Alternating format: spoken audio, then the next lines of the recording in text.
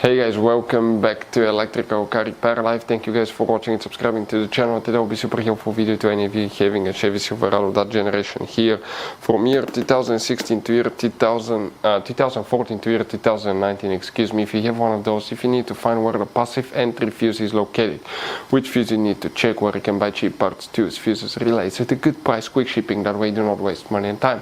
Why it's always a good idea to test fuses and relays, all that will be covered absolutely free for your convenience. Make sure to stay until the end. Before we start, let us tell you a little bit about us, guys. Every single car we get here at the garage, we try to make at least 200 to 300 free repair videos. We take them completely apart. We show you how to fix engines, transmissions, engine codes, engine lights, fuses, all that stuff, guys. Why we do all that? Because our mission in the shop is to save you guys as much money as we can. All we need in return, please subscribe to the channel, like the video. That way we can keep providing these videos absolutely free. Now, guys, we have more than 14,000 free repair videos on our YouTube channels that can save you thousands of dollars in future repairs. So please check them out, and they can save you quite a bit of money now or in the future. So guys, for the passive entry, which fuse we need to check, we'll demonstrate on that generation Chevy Silverado here.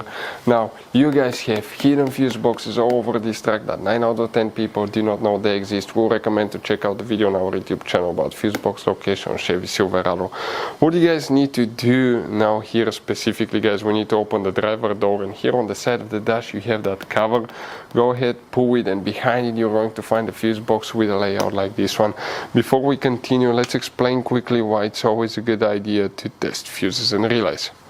It is, guys, very important to test fuses and relays. On those fuses you cannot clearly see if they're burnt or not, especially you can see in the J-case fuses as well. And if you guys assume, okay, let's say you remove a fuse, you look at it and you assume, guys, that it's actually a good fuse, but it's actually a bad fuse. Sometimes you cannot clearly see that.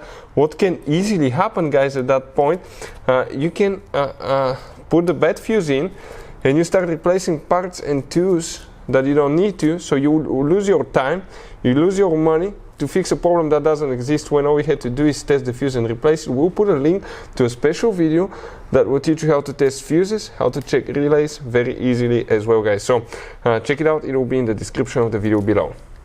Now, guys, quick thing: if you need to buy fuses, relays, parts, tools at a good price, quick shipping, that way you do not waste money and time, guys, we're going to put the links in the description of the video below for your convenience. Please check it out, that way you do not waste money and time. So some people call it a passive entry or keyless entry. Either way, it's the same thing, guys.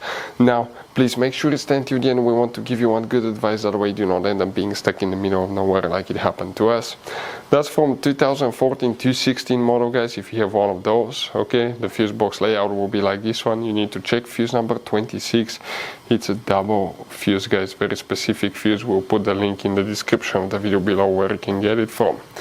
If you have a 2017 through 19, it will be exactly the same fuse as well, guys, for both years, for both pre-facelifted and facelifted model as well. Now, guys, you have all kind of different fuses and relays in that Chevy Silverado.